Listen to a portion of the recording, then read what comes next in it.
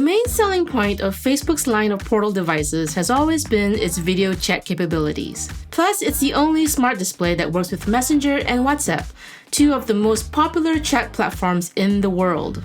This year, Facebook is introducing a portable version called the Portal Go that you can drag around the house and make calls from any room. That portability, combined with a few software updates, make the $199 Portal Go an improvement over its predecessor. But it still doesn't have the same breadth of features as Google's or Amazon's smart displays. And as with all things Facebook, it all comes down to whether you trust a company with your data in the first place. The Portal Go has a softer aesthetic than previous models, with a gray fabric enclosure that's similar to Google's Nest Hub. It has rounded corners and almost looks like the display has been stitched into a pillow. All of these curves make the Go pleasant to hold or to prop up on your lap, which is important for a device that's meant to be portable. Along the top of the Go are the volume controls and a button that disables both the camera and the microphone. The status light will turn red when that happens. If you want to leave the microphone on but not the camera, you can slide a built-in cover over the lens. This way, you can still use voice commands and make calls without worrying that anyone is watching you. On the front is a 10.1-inch display with the same 1280 by 800 resolution as previous portals. But that's not a bad thing. It's crisp, colorful, and the viewing angles are great. The main difference between the Portal Go and its predecessors is that it doesn't need to be plugged in all the time. Thanks to its integrated handle, it's easy to tote around with one hand. When it's time to charge it, the device fits neatly into a proprietary 3-pin charging dock, too. According to Facebook, the Portal Go will get up to 5 hours of Messenger calling on a charge, and up to 14 hours of music playback if the screen is off. But I actually managed to get 6 hours and 5 minutes of calling out of it before having to stick it back on the charging dock. It should go without saying that, like all Portal devices, the Go requires a Facebook account. How else is it supposed to make Messenger calls? You can choose to integrate your WhatsApp account as well. Basically, the Go is a smart display that is meant to be as easy to tote around as a tablet. You can keep it docked in your office for most of the day, for example, but when it comes time to chat with grandma, you can carry it to whichever room the kids are in. I don't have any kids, but I liked being able to set it up wherever the best lighting was at various times of day for calls. The Go has a 12-megapixel wide-angle lens coupled with AI-powered tech that will automatically pan and zoom to keep you in frame. Instead of crowding over an iPad, for example, you could just place the Go on a coffee table and get the whole family on the call. You can also double tap on someone's face to spotlight and keep the focus on them. I was impressed with how well it was able to follow me around the room, keeping me in frame as I wandered from my desk to my couch. This automatic panning and zooming doesn't just work in Messenger and WhatsApp, but also third-party applications like Zoom and GoToMeeting. I should say, however, that this face-tracking technology also exists in the Google Nest Hub Max and Amazon's Echo Show 8, and they too have Zoom integration. However, only the portals have Messenger and WhatsApp. I was quite pleased with the video quality overall. I did notice occasional latency issues, but it wasn't that bad.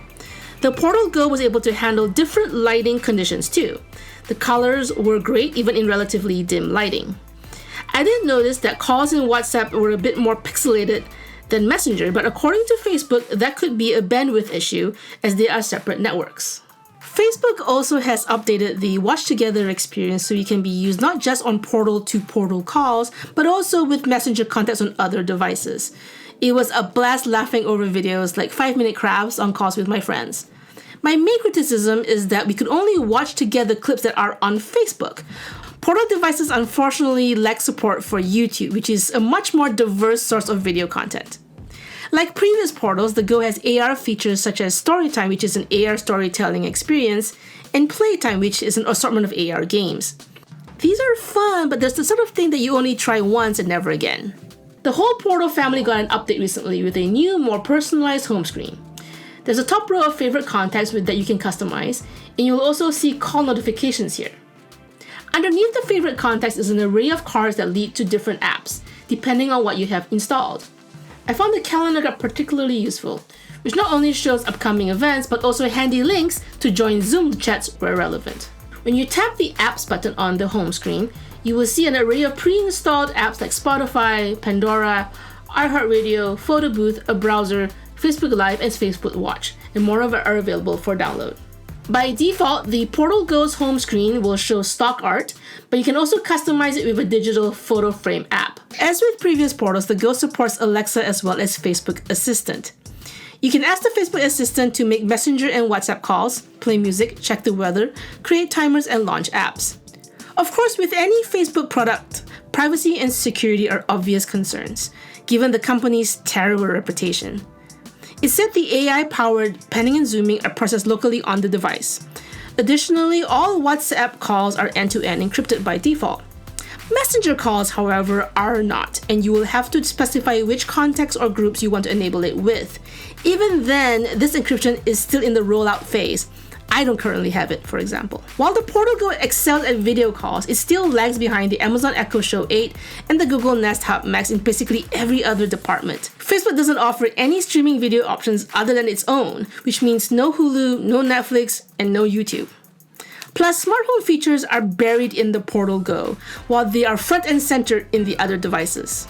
To make matters worse, the Nest Hub Max and the Echo Show 8 have similar smart camera technology to the Portal Go, so that is not a unique advantage for Facebook. And the $199 Go is even more expensive than the $130 Echo Show 8, though the Nest Hub Max is $229. The Portal Go is the only one that's battery powered, however, while the other smart displays are stuck wherever you plug them in.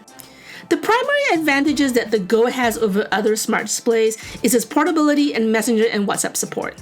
But both Google and Amazon make better devices with way more features. On top of that, Facebook's poor reputation on privacy gives us pause on recommending it. You should only choose the Portal Go if Messenger and WhatsApp are the two video call services you use. Be sure to subscribe to Engadget for more reviews.